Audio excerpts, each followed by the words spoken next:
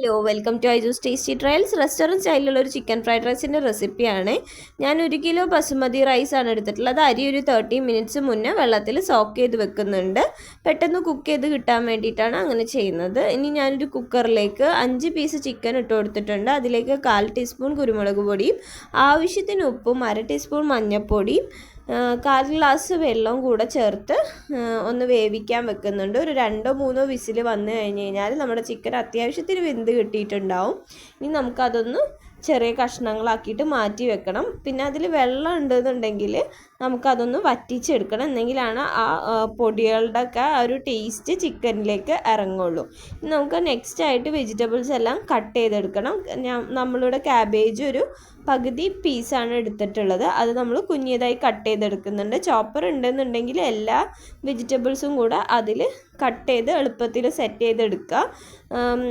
Guest ഒന്നും വരുന്നില്ല എന്നുണ്ടെങ്കിൽ നമുക്ക് വെജിറ്റബിൾസിൻ്റെ ഷേപ്പിലൊന്നും അത്ര കൺസേൺ ചെയ്യേണ്ട ആവശ്യമില്ല. നെക്സ്റ്റ് നമുക്ക് ക്യാരറ്റ് ഒരു മീഡിയം സൈസ് കട്ട് ചെയ്തെടുക്കണം. അരി നമുക്ക് നേരത്തെ തന്നെ വേവിച്ച് വെക്കണം. അതിന് വേണ്ടിയിട്ട് ഞാനിവിടെ 3 ഇരട്ടി വെള്ളമാണ് എടുത്തിട്ടുള്ളത്. അതിലേക്ക് 1 ടേബിൾ സ്പൂൺ ഓയിലും ആവശ്യത്തിന് ഉപ്പും ചെറുനാരങ്ങ നീരും കൂടെ ചേർത്ത് ഒരു 90% വേവ് ആകുമ്പോൾ അരി ഞാൻ ഊറ്റി മാറ്റി വെക്കുന്നുണ്ട്. ഇനി നമുക്കൊരു സവാളയാണ് ആഡ് ചെയ്ത് കൊടുക്കുന്നത്. അത് ഞാൻ കുഞ്ഞു കഷ്ണങ്ങളാക്കിയിട്ട് കട്ട് ചെയ്തെടുക്കുന്നുണ്ട്. വെജിറ്റബിൾസിൻ്റെ അളവൊക്കെ നമുക്ക് കൂടുതൽ ക്വാണ്ടിറ്റി വെജിറ്റബിൾസ് ഉള്ള ഫ്രൈഡ് റൈസാണ് ഇഷ്ടമെന്നുണ്ടെങ്കിൽ അങ്ങനെ ആഡ് ചെയ്ത് കൊടുക്കുക. അല്ലെങ്കിൽ ഇതുപോലെ ചെയ്താൽ മതി. 5 ബീൻസാണ് ഞാൻ പിന്നെ ആഡ് ചെയ്ത് കൊടുക്കുന്നത്. അതും ഞാനിങ്ങനെ ചെരിച്ച് കട്ട് ചെയ്തെടുക്കുന്നുണ്ട്.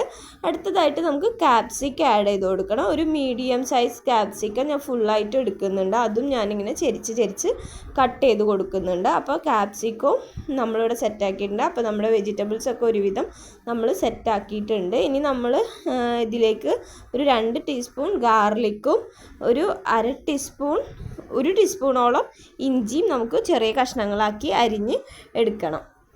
അത്ര ആയിക്കഴിഞ്ഞാൽ എല്ലാ വെജിറ്റബിൾസും ആയി. സ്പ്രിംഗ് ഓണിയൻ വേണ്ടവർക്ക് സ്പ്രിംഗ് ഓണിയൻ കൂടെ ആഡ് ചെയ്ത് കൊടുക്കാം.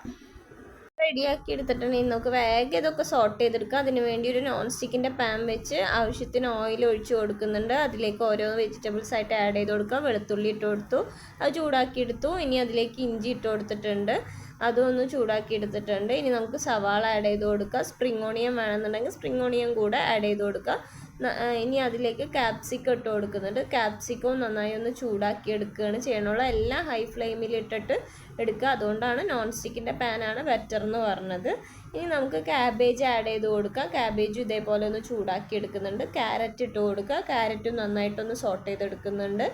ഇനി നമുക്കിതിലേക്ക് ആവശ്യത്തിന് ഉപ്പ് ഇട്ട് കൊടുക്കണം. ഉപ്പിൻ്റെ അളവ് എപ്പോഴും ശ്രദ്ധിക്കണം, കാരണം ഇത് കഴിഞ്ഞ് നമുക്ക് സോയാ സോസ് ആഡ് ചെയ്യാനുള്ളതാണ്. സോസിൽ ഒരു ഉപ്പിൻ്റെ ടേസ്റ്റ് വരുന്നത് കാരണം നമുക്ക് അതിനനുസരിച്ച് ഇത് അഡ്ജസ്റ്റ് ചെയ്തില്ല എന്നുണ്ടെങ്കിൽ കൊളാവും. ഇനി നമുക്ക് കുരുമുളക് പൊടി ഇട്ട് കൊടുക്കാം. ഞാൻ 4 ടേബിൾ സ്പൂണാണ് ആഡ് ചെയ്യുന്നത്. ഗരം മസാല 1 ടീസ്പൂണും ആഡ് ചെയ്ത് കൊടുക്കുന്നുണ്ട്. എരിവിൻ്റെ കണക്കനുസരിച്ചിട്ട് കൂട്ടണം എന്നുണ്ടെങ്കിൽ കുരുമുളക് പൊടി കുറച്ചധികം ഇട്ട് കൊടുക്കുക. സോയ ഒരു 4 ടേബിൾ സ്പൂണും കൂടെ ആഡ് ചെയ്ത് കൊടുത്തിട്ടുണ്ട്. അപ്പോൾ നമ്മൾ അതൊക്കെ കൂടെ ഒന്ന് മിക്സ് ചെയ്തെടുത്തിട്ടുണ്ട്. ഇനി നമ്മൾ ലാസ്റ്റ് ചിക്കനും കൂടെ ആഡ് ചെയ്ത് കൊടുത്ത് നന്നായി മിക്സ് ചെയ്തെടുക്കുന്നുണ്ട്. ലാസ്റ്റ് നമുക്ക് ഫ്രൈഡ് റൈസിൻ്റെ റൈസ് ആഡ് ചെയ്ത് കൊടുക്കാം. റൈസ് ഇവിടെ നല്ല പെർഫെക്റ്റ് റൈസായിട്ട് കിട്ടിയിട്ടുണ്ട്. 90% വേവുള്ളപ്പോൾ എടുത്ത റൈസാണ്.